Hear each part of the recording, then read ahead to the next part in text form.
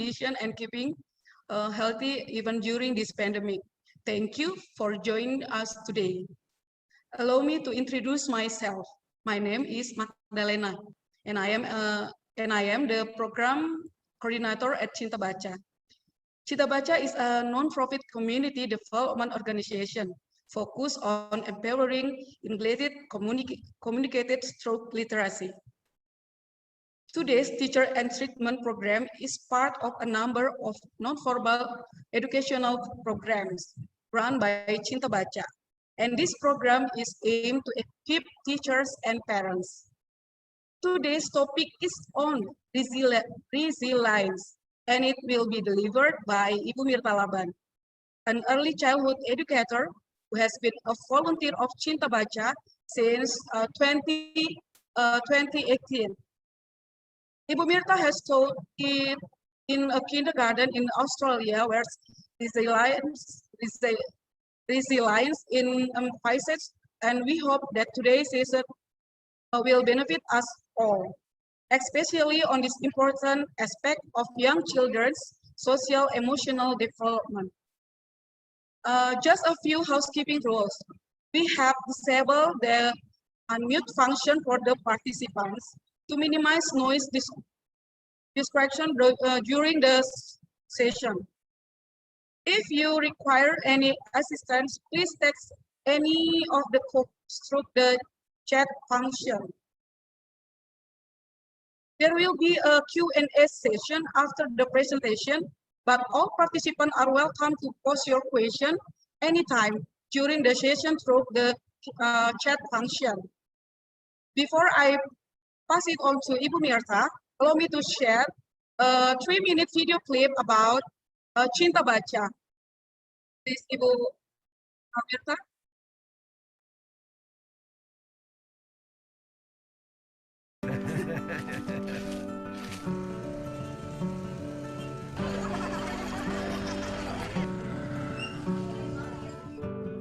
Indonesia is an archipelago consisting of over 19,200 islands. Spread across these islands are tens of thousands of villages. Developing these islands presents an enormous task to the nation. One of the greatest challenges to Indonesia is education, especially literacy. Most Indonesians have very poor reading skills. It is estimated that 20% of all Indonesians are illiterate, 40 million people. To meet this need, Cinta Baca, a library program, was established. We have some reading posts in so many places, and we also have projects to make people read, to teach children to read and to make them love to read, because that is Cinta Baca. Cinta Baca is love to read.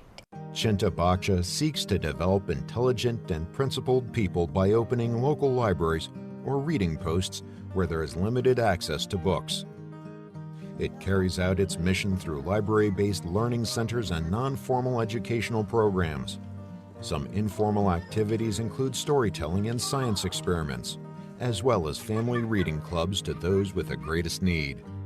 These informal programs give kids an opportunity to love reading from an early age. Supaya ini anak saya.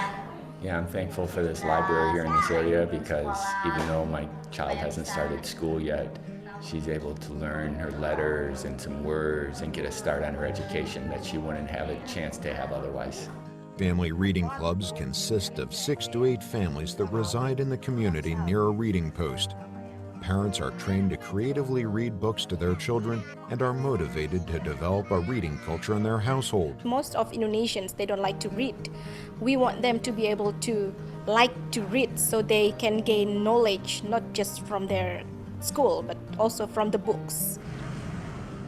Older students also benefit from the program as they are able to learn new skills and have access to resources that would otherwise be unavailable. I love computer and I do a website too. I built a website, that because this program I can do that. I can do what I love, you know. It's like dreams come true. I'm not worried about my future again, you know, because this program and because God too, absolutely. That's why this program is so means for me. Libraries are critical to giving Indonesians like Henra a bright future. Will you join us in helping to make this possible for the people of Indonesia?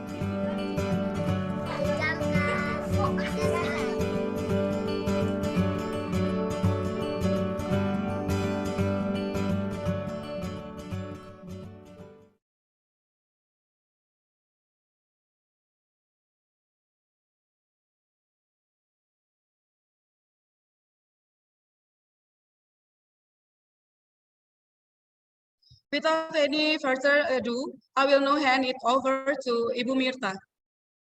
Please, Ibu Mirtha, it's your time. Thank you, Ibu Magda. Good evening, ladies and gentlemen. Welcome to our session on the teacher enrichment program titled Resilience, Fostering Resilience in the Early Years. Allow me to share my screen for a while. Hold on, please.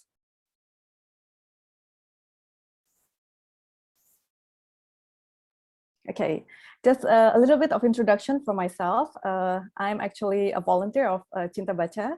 I did my early childhood education degree in Melbourne, Australia. And after I completed my degree there, I began to teach there. And so I taught in kindergarten in Australia between 2010 and 2016. And after that, I came to live in Indonesia. So my passion here is actually to try to spread the love of learning through play-based learning. So I've been trying to share my experience, share my knowledge with teachers across all places in Indonesia. And this pandemic has actually brought us a good opportunity to conduct training through Zoom. So we are able to reach places from Aceh all the way to Papua just through the Zoom facility. So I just a little bit of perhaps fine print. I do not claim to know that I'm the expert or the most knowledgeable in this room. I think my motivation is to humbly share what I've learned. So I'm sure that a lot of other people in this room are more experienced than me, and we welcome your feedback later during the question and answer session. So let us begin our session. Okay, so let's start with the definition of resilience. So what is resilience exactly? The root word actually comes from a Latin word called resilire, and the meaning of that word is actually to recoil or leap back. So in engineering or physical science world, resilience is used to explain the capacity to withstand stress or strain without breaking, and to recover the original form, even though they've been, experienced that stress or strain. So a good object to keep in mind here is of the coil or the spring, right? So if you try to press the spring, it will just bounce back to its original form, right? And that's actually the resilience of that coil or the spring. So in human development or educational area, then resilience actually is defined as the capacity of the individual to demonstrate the personal strength needed to cope with some kind of challenges, hardship, or adversity. And the capacity to transform oneself in a positive way after a difficult event. So we all understand that this world is a very challenging world. There are a lot of hardships in life, and children nonetheless are exposed to it. Children are exposed to hardships and difficulties in life. So what are some of the risk factors, or maybe some educators might actually term them as ACE, or adverse childhood experiences? Some of them actually include trauma. For example, if they experience some abuse at home or at some place, if there's any poverty, especially extreme poverty, if there's neglect, right? Nowadays we often see children being, just wandering around on the roads, and that when you suss it out more, right, then you will find out that a lot of them actually have their parents neglecting them, yeah. So they just abandon their children and they end up in the streets. And if there's divorce in the parents, among the parents, right? If there's sickness, right? Some children, they have to endure hospitalization for long periods of time and cause them to miss school, for example. And, they have to probably go through a lot of medical procedures, that can also cause a lot of strain in the child's development. And also natural disasters can actually have an extreme impact on the child development, because natural disasters can cause children to lose their home, can cause children to lose their parents or siblings or relatives, right? And it can cause a lot of havoc in their life. And especially in places where they're still struggling with, when there's war going on, that also exposes children to a lot of risk. So the resilience research itself began in around 1970s, and back then some of the professionals actually they observed their striking variability in groups of children, although they have similar risk or they're exposed to similar stresses and strains, but they cope differently. Some actually grow up to be successful individuals, successful adults, while others actually don't cope that well. So they try to investigate what actually causes the difference, what's that factor, what's that recipe for this resilience. So some of the documents or some of the studies have actually summarized resilience in 7 C's, how we always love abbreviations, right? So 7 C's of resilience, we have competence, so the ability, the skill needed to survive in a situation or to tackle a particular situation, right? C for confidence. C for connection, connection as in the ability to make connections with other people, among peers or among adults, with adults. Character, which is a good fundamental sense of knowing right and wrong so they can make the right choices in their life. Contribution is another thing. So if they feel that they can contribute to their world, contribute to the place around them, they have a sense of positivity within themselves. The next one is coping, to be able to cope with all the adverse or the stresses of life. And the last one is control. You have to have a sense of control, that they do have a sense of control in their life. So these are the 7 C's. Now, before I go into the characteristics of what a resilient child looks like, I'd just like to briefly show this first without going into the details. So I will explain this slide later on, but I just want you to bear in mind that with the resilience, whether we are educators, early childhood educators, or as parents of young children, we have a spectrum to bear in mind. So sometimes the middle part is actually the balanced part. That's actually the good recipe for resilience. But we also have to bear in mind that there are 2 extremes on the left and on the right. So sometimes you may be too harsh or too hard on the children or on your students, or you can be too soft on your child or on your students. So just bear in mind, as we go through the next few points, just bear in mind that there is this spectrum, and try to reflect, in our practice or in our parenting, where do we tend to fall into within this spectrum, okay? And I will discuss the details later on in the after I've described the other parts. Okay, so what are some of the characteristics of resilient children? What can resilient children do? So the first one is they are able to cope with the stresses of everyday life. So they can cope, they don't whinge so much, they don't easily get discouraged, and they hold themselves up in the room for the whole day if they just score less than perfect score in their tests, for example, for the primary school students, for example. And then later, the next one is they are able to learn new skills and apply those skills in new situations. So for example, if a child doesn't know yet how to take turns, right? So you can have somebody coming to the classroom not knowing exactly how to take turns, so they'll just snatch the toys and all that. So we come in, we step in as teachers, right? And then we model them the right behavior. We model them the sentence and say, can you tell your friend, can I have a turn with the toy? And if the friend says no, we also model what sentence to say, right? To say, oh, can I have it in 5 minutes? Things like that. And after they learn, in 5 minutes, we of course help with the process, right? So in 5 minutes after we put the timer on and 5 minutes is up, then we remind the other child, okay, 5 minutes is up, so you can pass the toy now to that child. So, this child now learns that, okay, so if I want a toy, the way is not to snatch it from the other child. So I can take turns, I can wait for my turn. So this new skill is then absorbed, or learned by the child. And next time, if he or she encounters a similar situation, then he or she can apply that new skill, of taking turns, for example. So that's just a simple example. Next one is to solve problems that they encounter. So if you observe your children, right, or your students in class, they have varying degrees of their ability to problem solve. For example, if they're building blocks, so you can observe a lot from just watching how they play, right?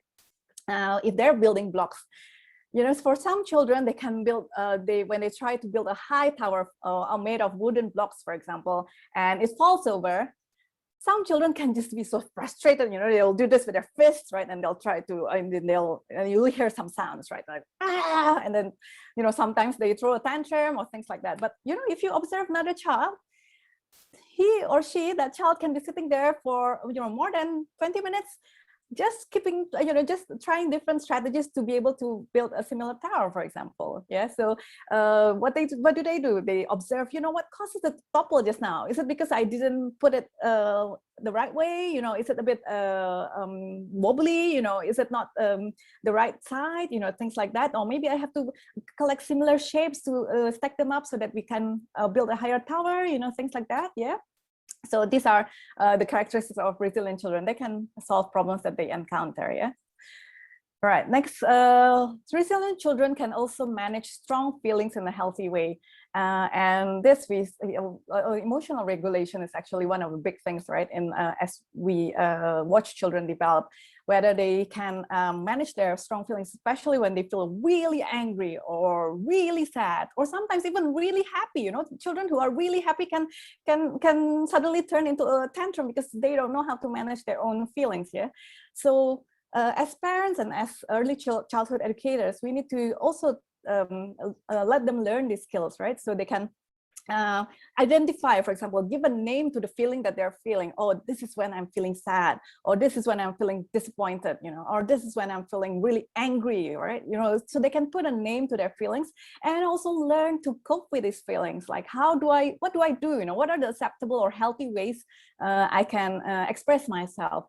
And when they're able to do this, they can also, resilient children can not only manage their feelings, their strong, intense feelings, but they can also express their thoughts and feelings among their peers or even to adults. Yeah. So if a child hits another child, the common reaction will be the other child would hit the first child back, right? So, if we teach them the skill to say, stop, I don't like it, and move away from that child, things like that. And that ability is also a learned skill, right? The ability to not strike back, but to say, stop, I don't like it, so they can learn to express the thought, I don't like being hit, I'm feeling angry or I'm feeling hurt, but, they can hold themselves back and not hit back in a reactive manner, but to say, stop, I don't like it, and tell teacher, for example. All right, so the next point is to demonstrate empathy for others, and this is very important, yeah. Children need to be aware of other children's feelings, other adults' feelings, the feelings of people around them. Okay. And then the next point is to have a positive and hopeful outlook and belief system. And this is important. If they feel that, the future is just so bleak, there's not a single glimmer of hope for the future, then it will affect the way they view the world. It will affect the way they manage their own behavior or even motivate themselves to do things, right? Next one is to develop and maintain supportive relationships with family and friends. So the word supportive relationships is important here. So they have to have meaningful relationships where they support each other. And we will learn in the next few slides that actually that's one of the greatest factor, or the most important factor, protective factor for a child to develop resilience. Yeah. And then the next one is manage disappointments. Resilient children are able to manage disappointments. For example, if your child comes home and says, oh, today we had a competition, all right, and I didn't get first prize, second prize, or third prize. And then, when the mom picks the child up, then suddenly, she would just be in tears and she wouldn't stop crying. So, the mom, being a very loving mom and wanting to solve things quickly, took her to the nearest toy store and say, okay, you can choose, you can choose one toy, and then you can choose, whatever toy you want. Okay, just one of them perhaps, or something like that. And then you will say to the child, oh, you know what? In my eyes, you're the number one. You're always a winner. If you look closely, right, this kind of approach teaches the child that that you always have to be the winner. It doesn't teach the child a coping to manage disappointment. So what if you don't get the first or second or third prize, right? So in real life, you don't always get to be first, second, or third. In real life, there are times when you feel, when you experience failure, when you are at the bottom of a class, for example, or if you're at the bottom of your job, for example, right? And you're struggling. And that's all the skills that you need to learn since you're very young, since really young. To be able to manage disappointments. And another thing that sometimes I observe in schools is that schools tend to give awards for different categories, like the most hardworking student and the most helpful student, and they try to make enough categories for every child in the class. there is a positive side to it. I believe so. You know, like trying to identify the positive thing out of each child, trying to recognize their strengths. But on the other hand, it also inadvertently instills in them that you have to be a winner in some sense, right? Okay, so that's something that we can also ponder in our minds. Yeah. So managing disappointments is important. Okay. Next one. The resilient child can also, they will also know who to go for help, right? Okay, so that means they recognize that a potential adult or even a potential peer who can help him or her. And then they are able to develop life skills that they need to thrive as adults. And as early childhood educators or as parents, we know what they are, right? We know what skills are important and essential to be learned when they're young, to be able to enable them to thrive as adults. Next one is, you know, they have resilient children, they feel good about themselves. Can you imagine if a child comes to our school and maybe the child comes from a broken home, for example, or they come from a home where the parents are really harsh or military-like in their upbringing. And imagine if, you know, the whole time, the whole 3 years before she steps into our class, all the things that she hears is, you're stupid, you're no use, you know, you're just not capable of doing anything, you're just so dumb, you know. If they hear these things every day, that's the kind of things that they will, that will be ingrained in their mind, right? And they will grow up thinking that I am useless, I cannot do anything, I just, you know, I'm just nobody, you know. And we as early childhood teachers, that's where we step in, right? That's where we offer the child a chance to have a positive view about themselves, yeah, to have confidence in their abilities. And some of the things that we can do is actually to recognize some strengths that they have and try to, you know, give them little tasks in class where we know that they can succeed. For example, you know, we can give them the a special position of being the assistant teacher today or the class leader today. You know, and this can be done in kindergartens, of course. And you know, they'll have a special duty of, you know, like getting the children to line up outside the classroom, or getting the worksheets distributed among the other children, for example, or, you know, helping the teacher to give out the cutleries before the lunchtime, for example, you know, things like that. So they will feel good about themselves because we give them positive reinforcement after that. We tell them, you know, I'm so proud of you. You helped me really well today. You've done a lot of things to help me today, and I'm very proud of you. So when we are giving that positive reinforcement, it is not just mere praise like good job, well done. We try to be specific in what it is that they have done well. When they recognize what is that specific thing that they've done well, then they're able to recognize, you know, that specific skills that they have in them as well. And this will help to neutralize all the negative things that they have in their mind, yeah, that have been in their mind all this while. Okay. Some of us like Picklist, and this is actually a free resource that I came across from the DevRops, I'm not sure how you pronounce it, from one American body organization in America. We are in no way related to them, and they are in no way endorsing our program, but this is something that you can freely access. Oh yes, and I forgot to mention that the PowerPoint of this training material will be emailed or WhatsApp to you, and within the slides, I've actually included the links, right, in the slides, so you can just quickly click to be able to obtain all these references or documents, right? Okay. So these are actually some kind of tick list if you want to see whether your child has in them that protective factors or common factors to help build resilience. So they have 3 categories here. They have infants, actually they have 4. The first one is infants 1 to 18 months old, and then 18 months to 36 months old, and then 3 to 5 years old. That's the one that I've made bigger because that's probably the most relevant to us all here.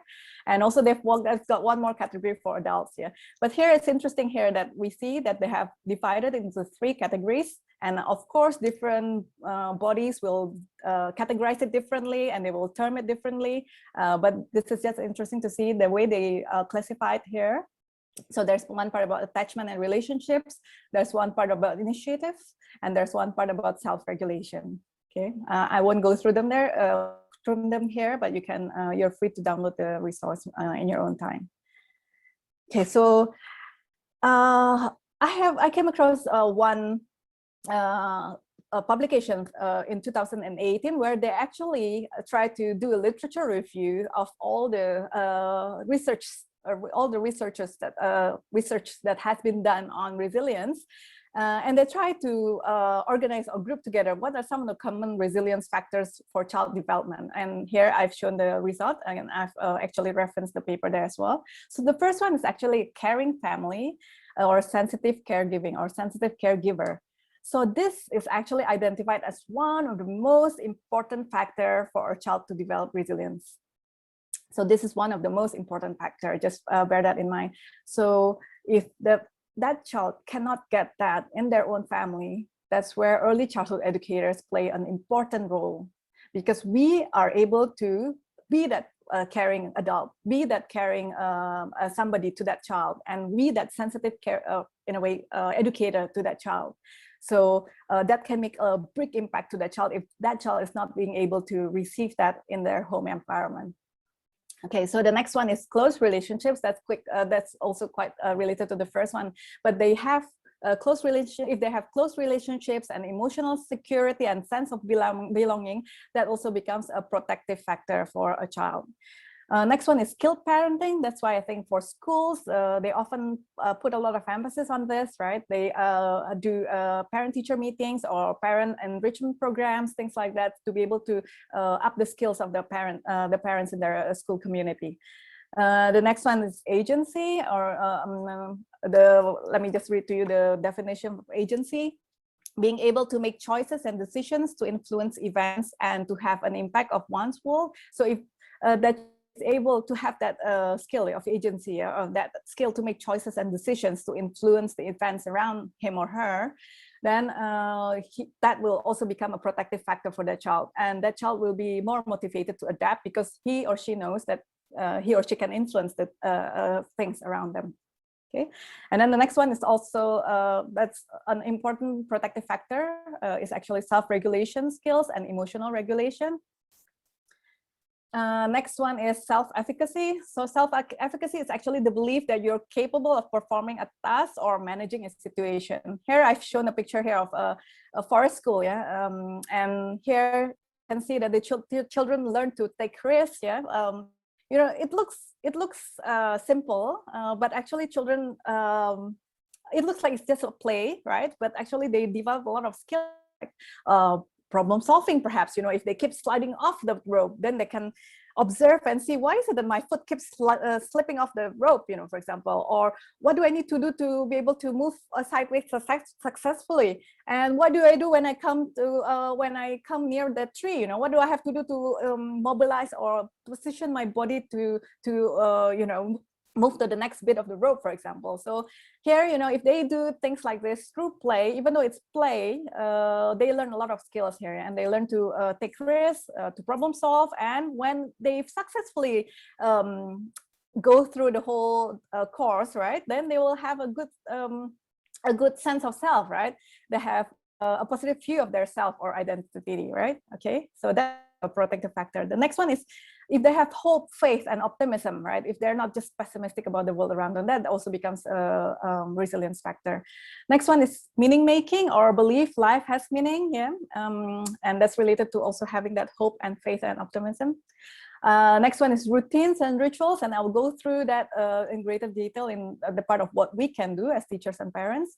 And the last 2 points is if the child is engaged in a well-functioning school, you know, a school that provides a place of safety, of fun, a place of comfort, you know, for the child, you know, where the educators are lovingly guiding the children, that also becomes a protective factor. And the last point here is if they are well connected, yeah, if they have built connections with well-functioning communities, that also becomes a big thing. For example, if, you know, the children have a habit of playing with their neighbors, for example, after school finishes, and, you know, this play becomes a positive impact on the child, that also becomes a protective factor.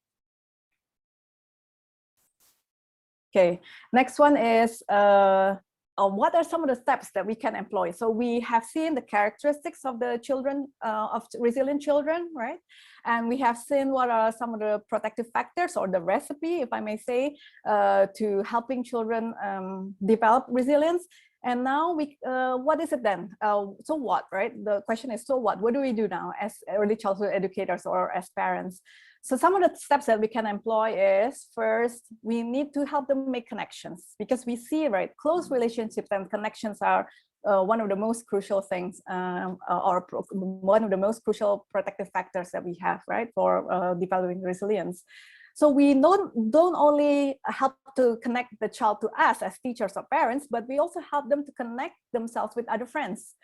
If you notice, if your student comes from a single child family, it might be harder for that child if this is the very first time they step into a school setting, right? They might not be so used to playing with their similar age peers. So maybe they're at home, they're more used to playing with their mom, yeah, with their grandparents or with their dad, yeah, or if they have, but if they've been exposed to communities, for example, if they've been, if the child has been playing with other similar age peers, that would make it easier. But then, you know, sometimes we realize that we have sometimes every year, actually, I usually have this one child who just keeps on tailing after me, right? So I'll go to this part of the classroom and then the child will be tailing after me, you know, and then we have to help to bridge them, to scaffold their play, or to bridge the connection with other children, you know, to teach them, you know, what do they say, you know, when they want to enter into a play setting.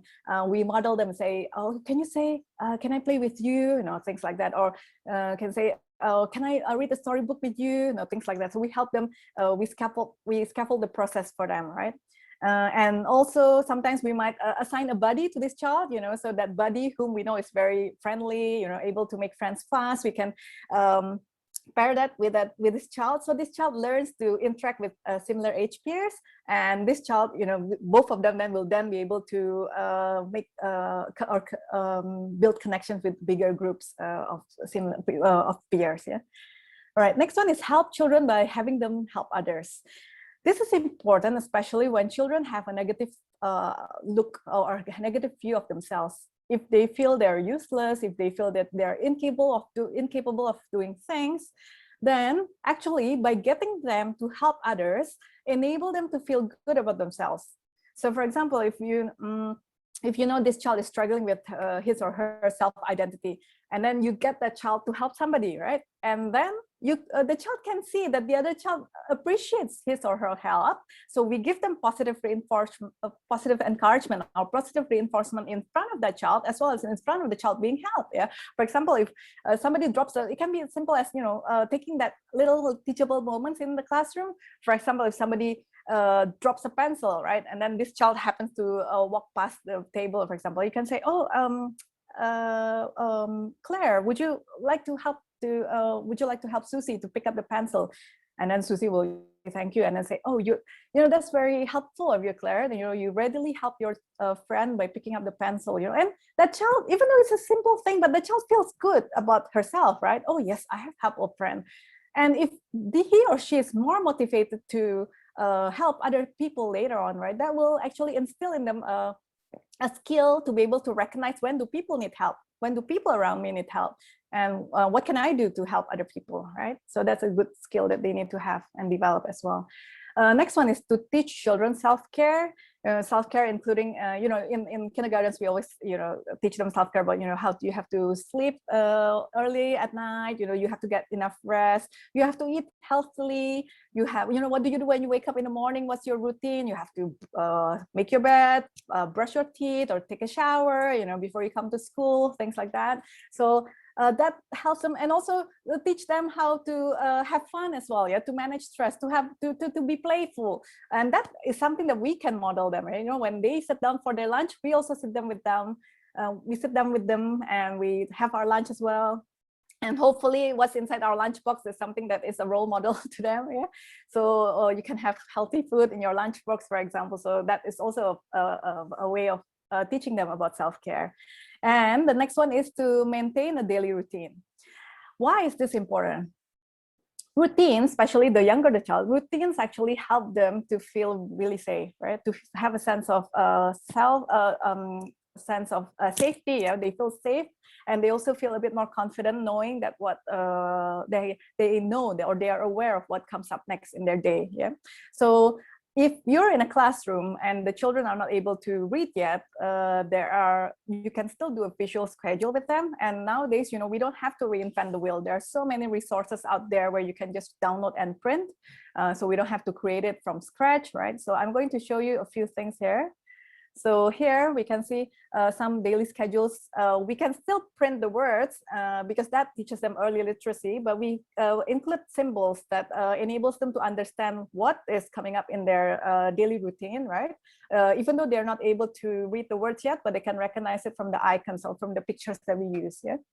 And somehow, can you imagine if your child comes from a broken home when there's no sense of comfort, there's no sense of safety, and there's no emotional stability at all, for example, and they step into our classroom and we actually create this kind of atmosphere where things are predictable, where things are calm and ordered, and he or she has a sense of control in knowing what comes up next, that will actually make a great impact to that child, right? Because they have that sense of control there, and they have that sense of safety there. Okay, so, and the next bit that I would like to mention as well, which probably most of the early childhood educators know, somehow, I'm not sure why, somehow today's children are just, they can cope better if we give them warning before transitions. For example, if we transition between playtime and packing up time towards lunchtime, for example, if you suddenly just, clap your hands, okay, pack up your toys now, there are bound to be some children who just throw tantrums. Whereas if you take a moment, just like 5 minutes beforehand, to give verbal warning and say, in 5 minutes, we're going to pack up our toys, the children seem to be able to cope better. And I'm just trying to reflect my own childhood. When we were young, I don't think we were given this kind of things, right? When our parents or when our teachers say, you do this, you do that, all right, you do it right now. There's no throwing tantrum, there's no other choice given. But nowadays, I think children just don't seem to cope well with sudden transitions without being given warning first. So I just like to share some of the things that we can use. So first, if children are not able to read the clock yet, we can use timers like this, which gives a visual representation of how much time is left. For example, if we say we're going to pack up in 5 minutes, and then I'll set the timer here, so you can use various types of timers. So you have the sand timer, you now have a visual countdown timer that you can use in your apps in your phones, or you can just set an alarm where the alarm rings, then the children know, well, that is the end, is pack up time, for example. So these are things that help children to cope better with transitions within the daily class schedule. If they're not in school yet, parents can still apply the same approach here. Yeah? So parents can create facial schedules, and parents can also do this approach of setting a timer when it's time to move on to the next activity. You'll be surprised. There's a big difference that it can make, in a child's daily routine when you employ these strategies. Okay. Some of the other things is moving towards goals. So as parents and as early childhood educators, we need to be able to recognize little goals that are achievable for our children. So for example, if a child has separation anxiety, so in the morning when the parents brought the child to the classroom, he or she would always cry, or cry really loudly, and then, it's quite difficult sometimes to settle him or her in class. So maybe you can move towards goal, by setting a small, an achievable step. For example, you talk to the parents or talk to the child. Or maybe, talk to the parents, is there like a comfort toy that he or she has, and then you talk to the child and say, you know what, I spoke to your mom and I know you have this bunny that you cuddle, when you're feeling anxious or when you're feeling sad. Why don't you bring that bunny to class tomorrow? Okay, so that will help you to feel calmer when you say bye to your mom, because you have to know your mom is going to pick you up after class, right? You don't have to be scared. Okay, so that's the next goal. So tomorrow, okay, I'm going to be here at the door to welcome you, and we're going to say good morning, and you're going to play for a while with your mom in a classroom, right? And after that, when it's time to say goodbye, you can get the bunny and cuddle the bunny. And then you can probably sit near me, or you can sit on my lap, for example, and we'll try our best, okay, not to be sad, you know, things like this. And then when the child makes a little progress, you know, maybe, you know, he or she's still sobbing a little bit, you know, but he or she is no longer, you know, kicking and shouting and screaming at the top of her lungs, that is a small goal that is achievable, right? And then you will quickly encouragement to that child. I am so proud of you today. You know, you were able to not cry, you know, you didn't cry, and you were able to use the bunny to comfort you, things like that. And then later on, you know, you move towards another goal, things like that. And that also happens with children who can't share toys yet. You know, you make some specific little goals that are achievable, and we just need to remember that the goal has to be achievable, and that we guide them, or we model the behavior for them to be able to reach that goal. And when we actually give the praise, it has to be positive, specific positive encouragement. Yeah. So I like to use positive encouragement more than praise, you know, because sometimes there's some negative connotations related to the word praise. But it's important that you identify, as I've mentioned earlier, identify the action that they've done well, so that they can recognize it and give credit for themselves as well. All right. So when that happens, automatically you will nurture a positive self-view, because they know that they can achieve that goal. They know when they receive that positive encouragement from us, they begin to develop that positive self-view of themselves. Okay. And then later, next step that we can do as educators or as parents is that we need to look for opportunities for self-discovery. And this includes recognizing their past successes when they encounter difficulty. Yeah. So for example, if they've had they've experienced some hardship, for example, if a child has to be hospitalized for some time and miss school, right? You can talk about it with the child and say,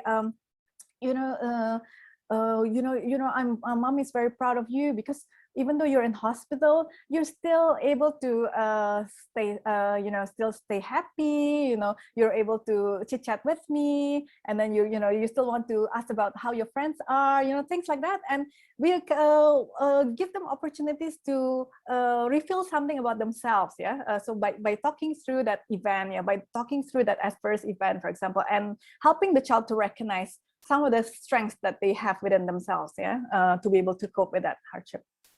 And then last but not least is we need to also instill in them an acceptance that change is part of living, yeah, so that if there are sudden changes that happen in their circumstances, they don't get thrown off, yeah, they don't get derailed, yeah, by that adverse event. Okay, so if you remember the analogy that I gave them in the first slide, right? So it's like a coil. When a child experiences some hardship, right, and that stresses them, they're able to bounce back, yeah, retain their original form. They're able to leap back to their own self, yeah.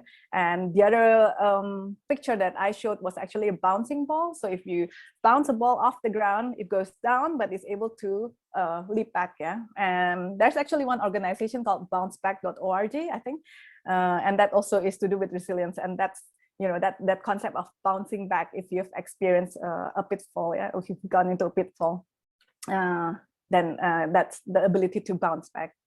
Okay, so if we instill in them that acceptance that change is part of living, they won't be shaken off, yeah. They won't be shaken when changes comes or when adversity comes across their way.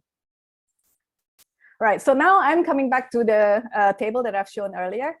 So there's that spectrum that I've explained. So let's just go through what happens when we're being too hard or too harsh in our approach with our child. Yeah, we tend to ignore or belittle their situation. I understand that there are moments where we need to ignore a certain situation. Yeah, when a child, for example, just encounter some like a little quarrel with a friend, and we just stand back. Yeah, we don't solve the problem for them, right? But sometimes we ignore them and see, oh, suddenly they can resolve their own conflict, for example. You know, I understand that there are times when you need to ignore somebody's situation, or try not to create more drama, right?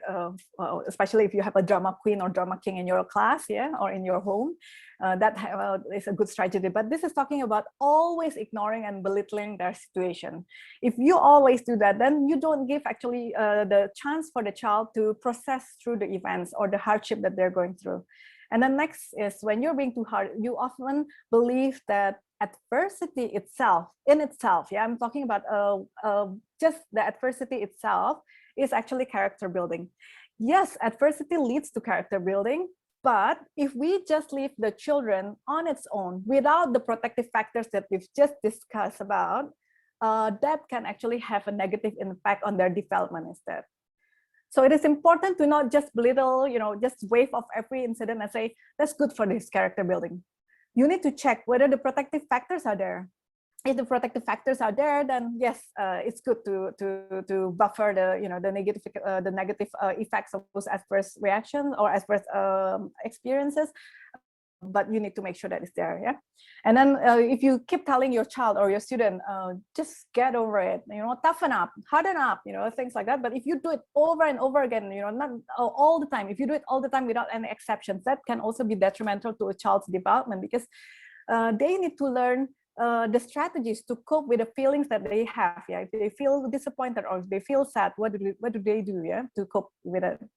And then on the other spectrum, if a child, or if a teacher or if a parent is being too soft, what do? This is sometimes it's called bubble wrapping their child, yeah, bubble wrapping our child or our student. Overprotective parenting, sometimes it's another word for it. So we tend to always solve somebody's problems for them. So even before giving the child an opportunity to solve their own problem, we already jump in and be the hero. And that actually protects the child from ever experiencing any problem and trying to find out how to solve the problem on their own or with our assistance. Yeah, so that's also something that we need to remember. Now, the next point is very interesting: avoiding a child getting bored or disappointed. So, the disappointed part I've already discussed with winning of competitions and all that. But the part about being bored is actually very interesting. If somebody complains to you, and especially in this day and age where children are often addicted to gadgets, right? The minute you remove the gadgets from their hand, you just have to wait a few seconds before that word comes. I'm bored. It's so boring. I don't know what to do, right? And being a good teacher or being a good parent, quickly we shove an activity in their face. Okay, you do this now, you do that now. Yes, you do that sometimes, but not always, because it seems that letting children experience boredom or letting them go through that boring experience actually teaches them initiative. And if you remember earlier in that earlier checklist, right, initiative is actually one of the skills that's actually important in resilience. So they can, when they're bored, it makes them be creative. It forces them to be creative and take initiative to do something to feel their boredom. And there's even a saying, in one of the resources, it says that only boring people feels bored. So actually, when children feel bored and they find a way out of it, actually, you teach them to be interesting children, right? So you teach them not to be boring children in a way. So actually, that's very interesting. Yeah, that's something that I think is also helpful to keep at the back of our mind. Yes, sometimes we need to suggest activities for them, but sometimes we just need to stand back and see, what kind of strategies do they come up for themselves when they feel bored. Yeah. And the specific example here that is taken here, it's actually taken from one of the New Zealand's website. Yeah. It says the action of putting somebody, helping to put somebody's shoes on. Okay, so if you're in the middle, if you're balanced, you sometimes help the child with putting their own shoes on. Okay, so for example, if they forget how to tie their shoelace, you go through the steps with them, and if they have difficulty, then you sort of scaffold the process, for example, right? And that is actually a moment where you can actually show loving care, yeah, towards that child. But if you're too harsh, then you would always insist that the child puts their own shoes on. You would always insist that no matter what, there's no way that I'm going to give any help. So even if the child is crying and we're dragging them out of the house without their shoes on, and you keep saying, fine, you don't want to put your shoes on, you can't put your shoes on, we'll just go barefooted, things like that. So that's being too harsh. So on the other side here is too soft. We're being too soft if we always put on their child's shoes. Your child gets through age 2, for example, where they exert their independence and they try to do things on their own, right? And it's taking ages for the child to put their shoe on, and you're really late. You have to get the child to school, or you have to go somewhere else, and you just put the shoes on, but never, okay, I do understand sometimes that happens, yeah, but if you never ever allow that child the time and the experience to learn to put their shoe on by themselves, they will never be able to learn the skills even when they're 5, right? So that's something to bear in mind as well, okay? So you can always insist on the child putting their shoes on, or you can always be helping the child to put their shoes on and without giving them a chance, okay?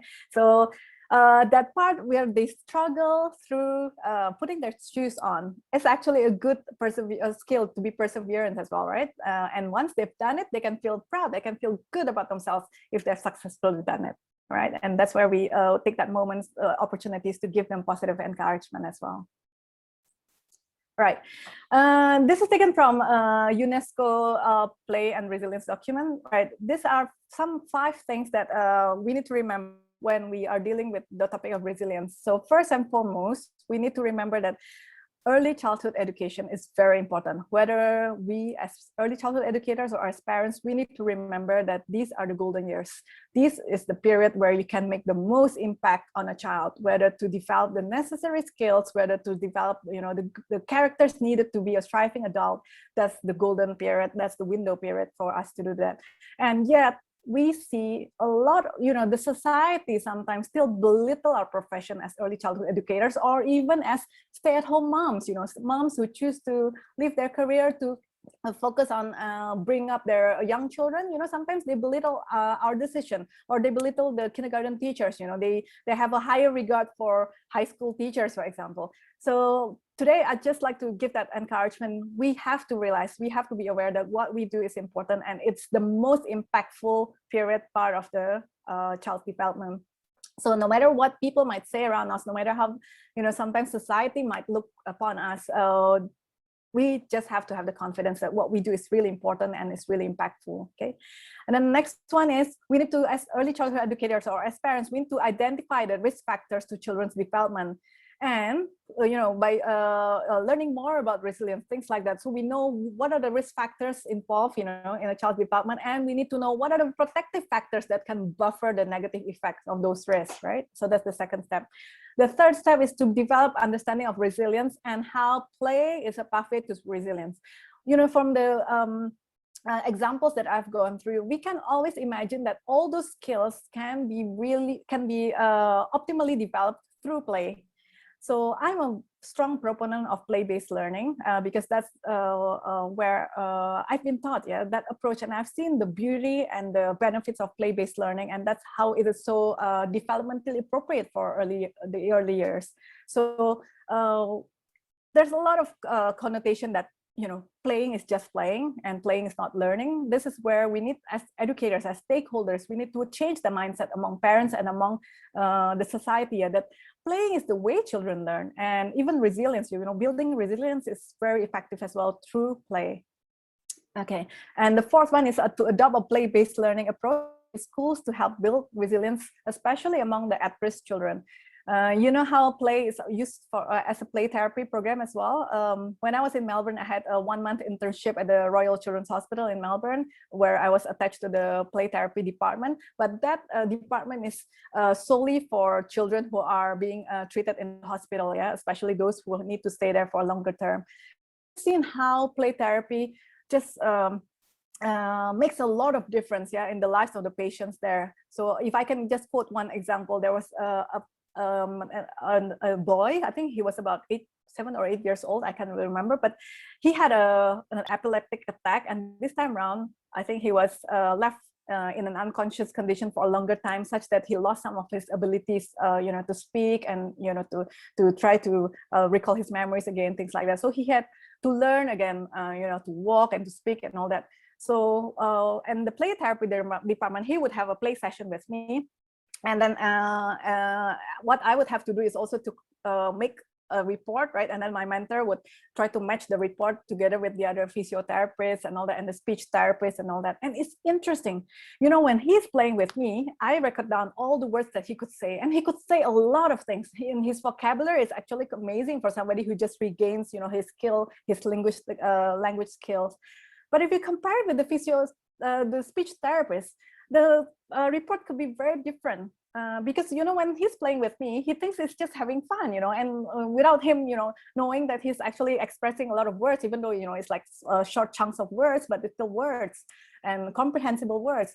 But maybe the speech therapist approach perhaps is still like the test-based kind of approach, where the situation is a bit more tense, and the child feels like he's being tested, so it's amazing, how play is just so therapeutic, and it brings a lot of hidden things in a child. Yeah, so that's one example that I can share with you. And then the fifth one is actually we need to foster community, school, and home collaboration. So we need to have a good relationship with the parents of our students. Yeah, we need to establish that relationship, because without the relationship, we can work robustly, or we can work well, or achieve good progress in good time if we don't have that relationship. And that doesn't just happen between home and school, but also within the community. Yeah. Right. Because we are Cinta Baca organization, right? We always push for the love reading in all the topics that we've had. This is actually the 7th topic that we've carried for teachers in Bahasa Indonesia, but this is the very first time that we've decided to do it in English, because we want to know as well if the interest is out there, yeah, if the interest is there actually. So with all the topics, right, we always recommend some books that we can use. So here with the topic of resilience, there are a lot of books that you can use, and nowadays, right, even if you don't have the book physically, you can look for it in YouTube. There will be people reading through the book and displaying the pages clearly, so we can just play the video for the children to listen to the story, for example. So today I've picked one book called The Hugging Tree, and it's a story about resilience. Yeah, and it's written by Jill Newman and illustrated by Nicole Wong. So allow me to just quickly read this story to you all. I will read it at a faster pace, yeah, because of time constraints. So you wouldn't use the same speed as you would reading to your children, right? On a bleak and lonely rock by a vast and mighty sea grew a lonely little tree where no tree should ever be. How she got there, no one knew. She sprouted stems and little leaves as any tiny tree will do. There's hardly any dirt for me. No forest breeze, no birds, no bees, but I will do the best I can to make this rock my home. Her tiny roots push night and day, and bit by bit, the rock gave way. A smidge, an inch, a foot, then 2. She grew and grew and grew and grew. The ocean hugged the rocky shore. I like you near me, little tree. Let's keep each other company. Soft gold sunbeams kissed her crown, warm as honey pouring down. At night, she raised her branches high to greet the moon up in the sky. I wax and wane, I ebb and flow. I cycle through from full to thin. And when I'm down again, I start again. That's how life is, One summer noon, a pair of loons landed on her canopy. A pretty tree, a sparkling sea. Shall we make this place our home and raise our baby chicks right here? The little tree warmed up with pride. She spread her branches high and wide. I'll be your home, she replied. And can you tell me if you've seen the forest where my family grew? We've built our nest in trees like you, quite far from here.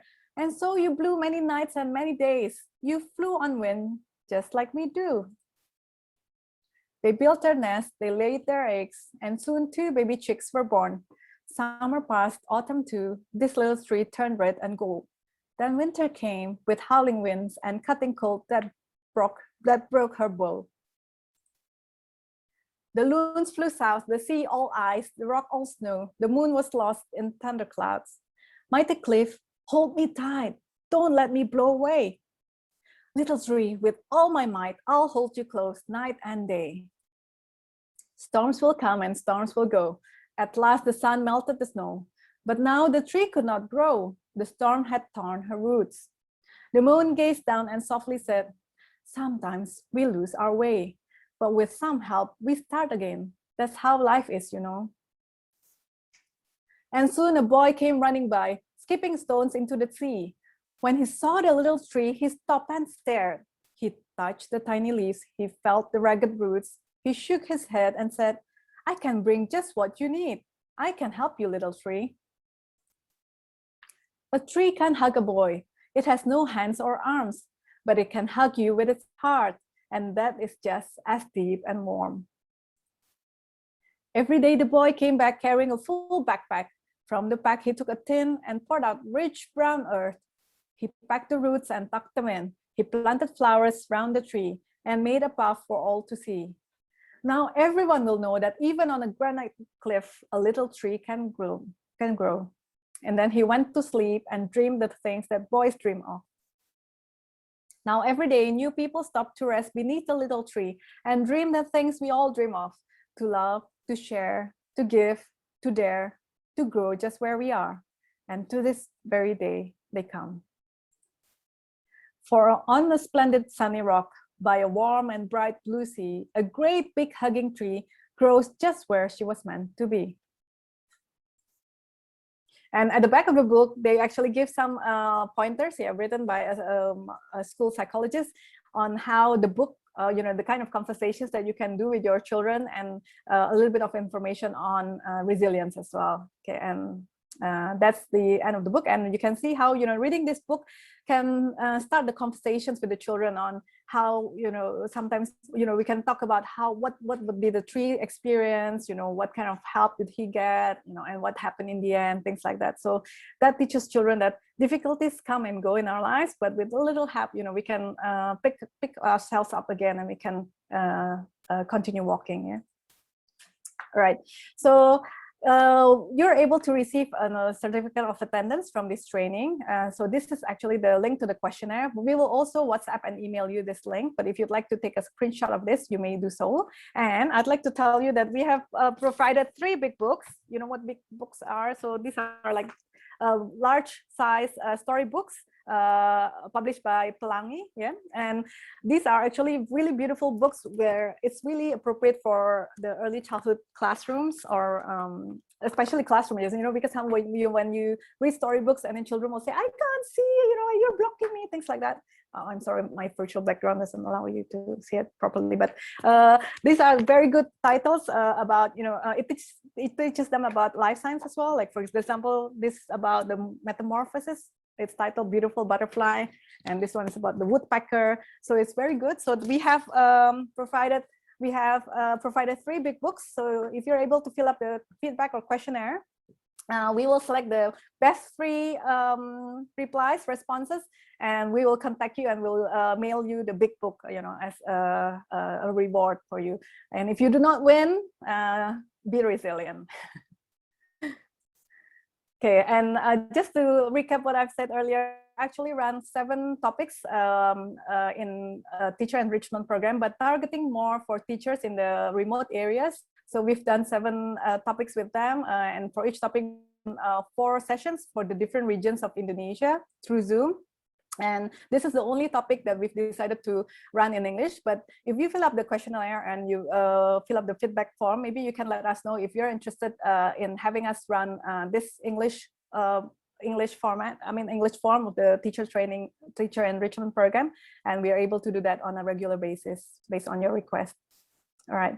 And as mentioned earlier, we are a non-profit organization, and we're able to hold this program for free. But if you feel compelled to contribute in any way, for example, if you want to volunteer your time to be a volunteer here, please contact us. If you want to donate used books or even new books to us, please also contact us, and you can find out how you can do that and what kind of criteria you need to have for the books. And if you'd like to make some financial donation or financial contribution, and this is purely voluntary, we're not in any way going to force you to do that. So if you feel like you've benefited from the session and you would like to give a little bit to Cinta Baca, that's the QR code, and or you can make a transfer to that bank account, right? Okay, so now we'll go to the question and answer session. So I will stop sharing my screen, and I would like to see the chat window, and we've got a few questions here. Okay, the first one is from Maria Octaria Putri. I have a question. I have a daughter, 3 years old. Almost every day, even every time, she plays with me and her dad, not with her friend. One of the factors is pandemic situation. So when she has a chance to play with her cousins, she can't control her temper, scream, cry, and doesn't want to share the toy. What can I do as her mom to minimize it? Okay, that's a very good question, Maria. So it's actually normal for children to start learning all these skills when they begin to interact with other peers or similar age peers. Yeah, so this is not surprise at all. It happens in classrooms. It happens all the time. Yeah, so what we need to do is actually to bridge the process. Yeah, so we can talk about let's say she has a meltdown that day. So when we come home, we talk about her when she's all calm and rested, right? We talk about the incident and say, you know, what can we do next time? You know, and when we can use storybooks as well. You know, I really like the series by Trace Moroney. Maybe you're familiar with Trace Moroney. You know, there are a lot of books that here, this one says when I'm feeling angry, but there's a lot of other titles in the series. So for example, when I'm feeling jealous, when I'm feeling kind.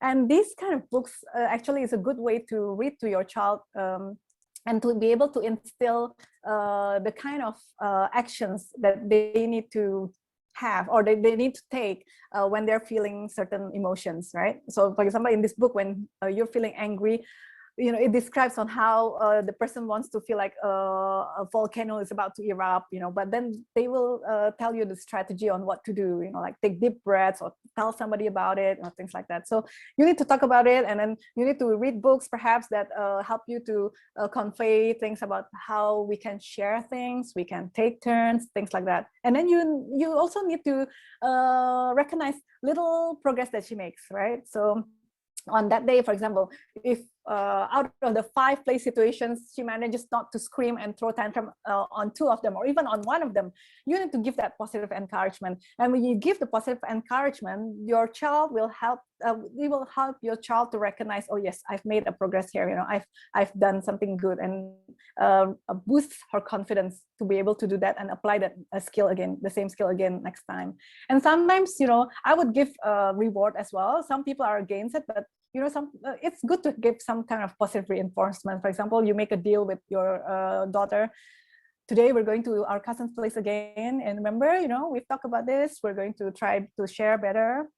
And you know what? If you are able to play nicely with your cousins, and you're not going to throw tantrum with them or with mom, when we come home, we can have a longer story time today. So reward is not always in terms of object, you know, giving them gifts, giving them some presents. Yeah, it can be in terms of giving quality time, which is much better. Yeah, as a reward for them. So you can say, instead of 10 minutes, we'll have a 20-minute story time tonight or something like that. So something that you know the child looks forward to, or something that the child values. Yeah, that you can give that as a positive as a reward, yeah, or promise that reward for her. Okay, I hope that answers that, Maria. Next one is from Nurmala Sari. Resilient children are grown by the resilient teachers or parents. How to build a good environment to make everyone work together on it? Yep, that's right. That's a good question too. Thank you to Nurmala Sari. Yes, that's right. Resilient children need resilient teachers and parents and adults around them as well. So after hearing through the presentation today, right, the same skills actually apply to us as adults too, right? Even in terms of regulating our emotions, I've read in one of the articles that I read in preparing for this session, we need to remember to model that behavior to them. For example, if that day we feel very tense, there's a very tense moment in the classroom, what do? Do we raise our voice and yell at the, you know, in front of the whole class? Or you can do something like, okay, hold on a moment, I need to take deep breaths first because I'm a bit confused, okay, because I need to think about what to say now, things like that. Yeah, so you model with them, you model to them that, you know, you're taking deep breaths, but you're keeping calm, but you're also telling the children that you're actually confused, you know, perhaps seeing a very messy classroom, for example, or somebody just you know, scatter the blocks all over the classroom, for example, you know, things like that. By not yelling, by keeping calm and keeping your composure, you're actually being a good role model to them. Yeah. And one thing that's related to this question, I've just been reminded, we need to remember that resilience is not a trait. Yeah. So people sometimes ask, are you born with it? Okay, and then research has shown that resilience is not a trait, okay, because what's important is the protective factors that are given to the child or given to that individual when they're facing the adverse reaction. Adverse events. Yes, a child might have a different cognitive ability or different personality that might help to build those the resilience faster, perhaps, but they're definitely not born with it. Okay, so it's important here that because we know that it depends a lot on the external factors of the individual. That's why it's very important for us as teachers and parents to model that resilience as well. Yeah, and how to build a good environment. I think you have to work. You have to create that, yeah, create that consciously. It's not unit planning to do that. Yeah, for example, my school last time put an emphasis on resilience, right? So it's not just about how we deal or manage children's behavior, but they also empower us to be resilient teachers as well, and they equip us to recognize what are the characteristics of resilient teachers, for example. And we are given what you call it, training programs to equip us further to understand this better. So it has to be a plan. There has to be a plan in place, and collaboration within the home and the school environment is really important as well. So you have to maintain that. You can, do regular parent-teacher meetings. You can inform the parents about the school's emphasis on resilience and what are some of the activities or steps or beliefs that we are employing in the school, for example, things like that. Yeah, right. So I hope that explains that, Nurmala Sari. Thank you. Right. Next is from Moria Payumo. Good afternoon. Is there a way we can help our young students learn resilience in an online class setting? All right, that's a really good question.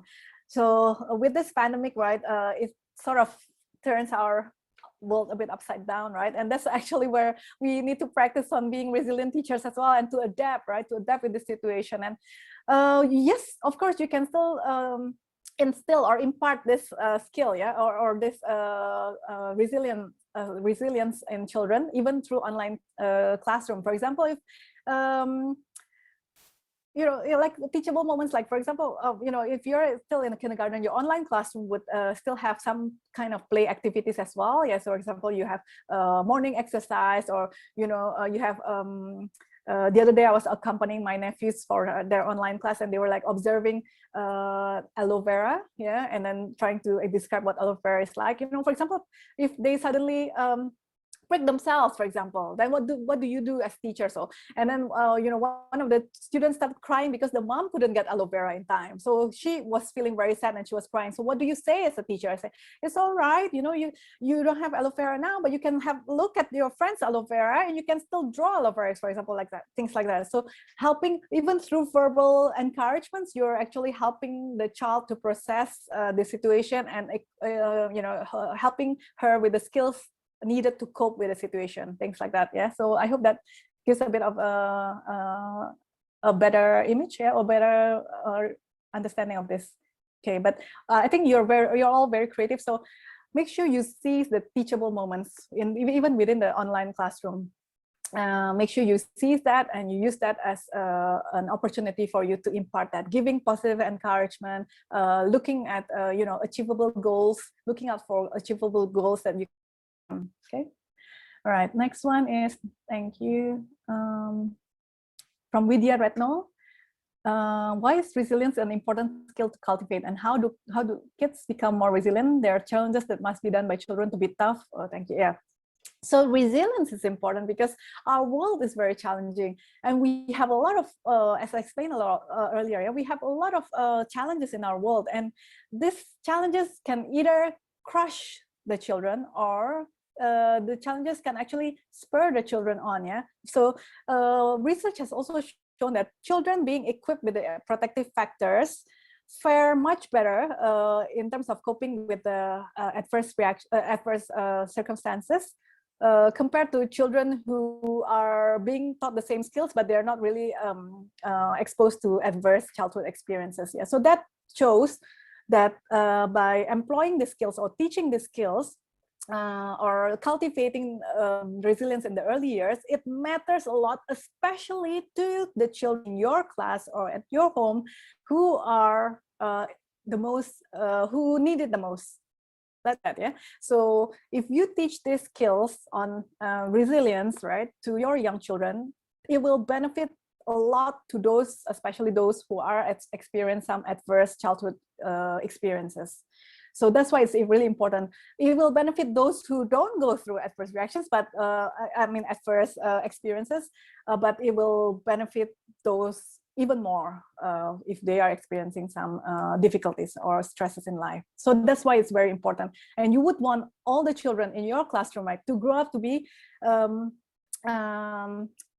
flourishing adults, right, to flourish in their life. So you need to instill that, you need to cultivate that, to foster that in the early years, because when you miss that golden window opportunity, it's harder for you to teach the same set of skills when they go through, for example, when you're there in the primary school stage, for example. So it's really different, yeah, when you're really, when you really realize that you have a lot of potential to make a difference in your child's life, yeah, or your student's life. That's why it's important. Let me just share with you one anecdote. I'm just looking at the time. Okay, so we have 15 more minutes.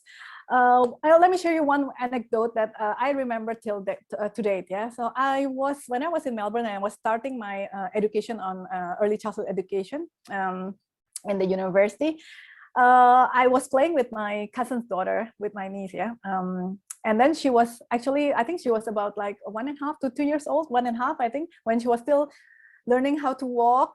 She could walk, okay, but then one night she bumped onto a wall, and it was quite hard. Yeah, I think there was like a little bit of a bump on her forehead. So she cried loudly, right? And her grandmother happened to be there. And you know, grandparents being, you know, the overprotective or the most caring and the most loving adults around a child, usually the grandmother instinctively hit the wall, right? Say, "Oh, you naughty wall, where's the naughty wall? This is the naughty wall? Is this the wall that caused you to have that bump on your forehead? Okay, let me hit the wall. All right, naughty wall, please don't do that again," right? I still remember this example today. You know, at that time, I didn't really understand a lot about, you know, resilience or, you know, how to say things appropriately, but my cousin at the time was really aware of what was happening. So the mother, yeah, my cousin, the mother of that child, quickly intervened and said, "Oh, the wall is there and the wall is always there. So you weren't careful when you walk," even though she was only 1.5 years old. Yeah, she said it in simple sentences. "You need to be more careful next time when you're walking. You use your eyes. You can see when you walk, you look ahead, right? You can see there's a wall there, so you need to be careful." You know, even simple things like that. What does it ever happen? Yes. Well, what does it teach, right? If you teach the child to blame the wall, then what kind of skill do you equip the child with? You will instill in the child that you always have to blame somebody else for a negative thing that happens in your life, right? So you try to blame it on somebody else. You don't try to take account, step back and reflect on what happened and how to avoid the same pitfall next time. So that's also a little thing that seems simple, right? But it actually matters a lot in the development of the child and how, you know, the attitude that you are instilling in that child. Yeah. So that's a little example, but that's quite a profound one. Yeah. Another thing that I learned when I was teaching there is that I think Asians tend to be more panicky when a child falls down. I'm just saying this as a very general term. Yeah, it's a stereotype perhaps. But when I was there, I realized that the Westerners, they deal with you know, a child falling down or things like that much better than the way we do. So when I was in my internship, when I was undergoing the training to be a teacher, and I was in my internship and somebody fell down, I would be like, "Oh no," you know, I would be panicky. I would be, "Oh," and I would say, "Oh no," and I would come to the child, and the child perhaps wasn't even crying at first, but because she saw my reaction and she wants to, in Indonesian, we'll say cari perhatian, yeah, or to look for attention, then she burst into tears, yeah. And then I try to watch how my mentor does it. So when my mentor does it, when somebody falls, of course you would have to evaluate it, whether it's a big fall or it's just a tiny fall, right? She would just simply say, "You're okay, get up again," you know, with a very light tone and light mood, but just very encouraging. Or she could say, "Are you all right?" You know, but you keep calm, but you just smile and say, "Are you okay?" And then maybe, you know, check the child and all that. And then the child said, "I'm okay. All right, off you go and play again." So that helps to build resilience as well, right? To not, overreact and make a drama of a little thing. So remember the spectrum that we have there. We're not being too harsh by saying, by belittling it, because we know we have assessed the situation, right? But we're not being too soft either by bubble wrapping the child and, creating a big drama out of a simple fall, for example, even if it's just like raise on me, things like that. Yeah, so that's another example that we can instill that in children. Okay, all right. Any other questions? We have about 10 more minutes. I will probably allow you to unmute yourself now. We just turn off the function so that we could have a smoother noise. I mean, less distractions. Okay, I've allowed you to unmute yourself. If you would like to verbally raise the question, you're welcome to. Just unmute yourself and direct the question. Maybe I will spend 5 more minutes answering questions and we will conclude. Any other questions from the floor?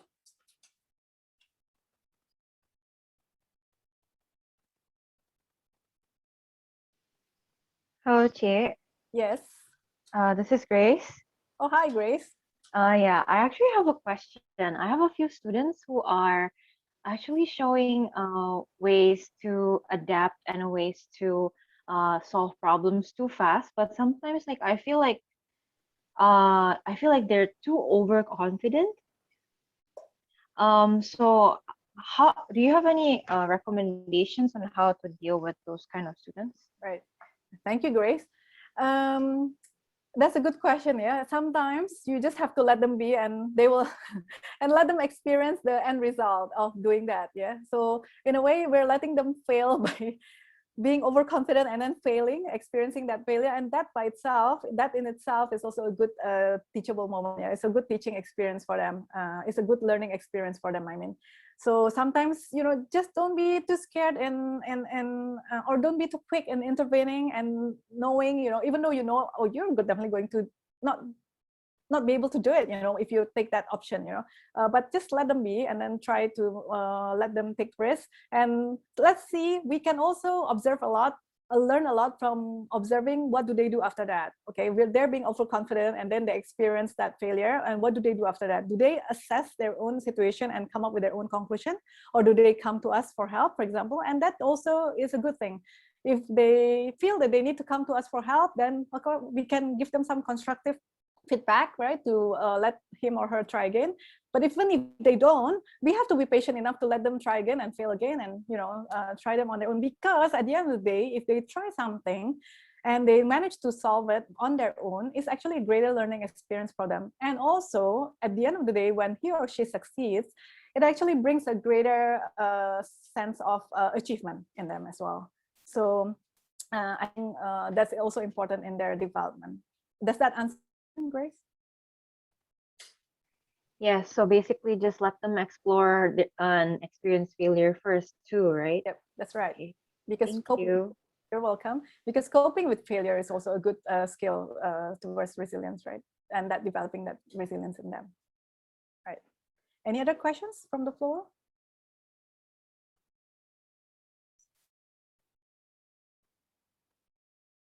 Or anybody else wants to comment, perhaps? If you have a similar experience, or if you have any experience that you want to share, perhaps we can spend the next few minutes doing that. Just unmute yourself.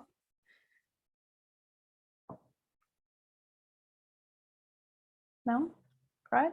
Okay, so you can still keep in touch with us by the email address that was given to you and or the WhatsApp number there. So if you have any queries, you can let us know. And I will hand it over now to Ibu Magda. Yeah, we're going to take a group photo first. So please don't leave yet if you're able to take a group photo with us.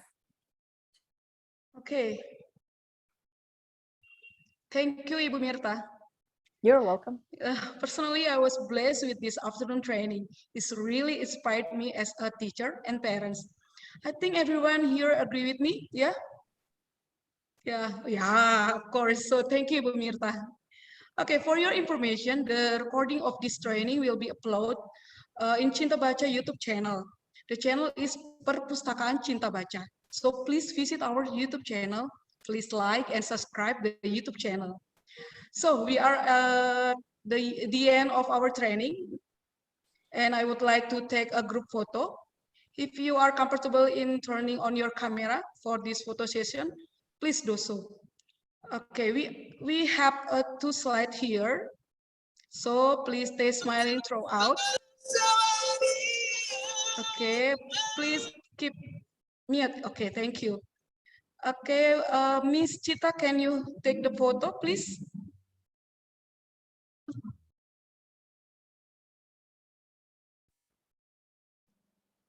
There's a two slide. Please, when I take a picture, I will say 1, 2, 3. If you're okay, okay. We're still waiting to you open your video. Okay. Slide 1. 1, 2, 3. Okay. Please do slide 2.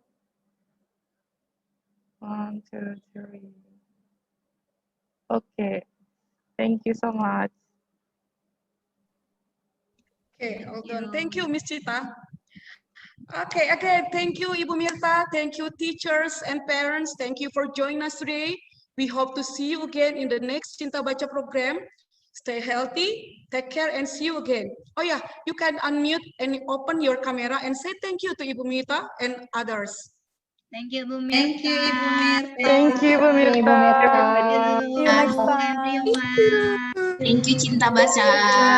You're welcome. Thank you all.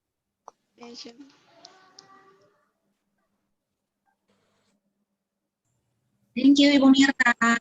Thank you. You're welcome. See you next time.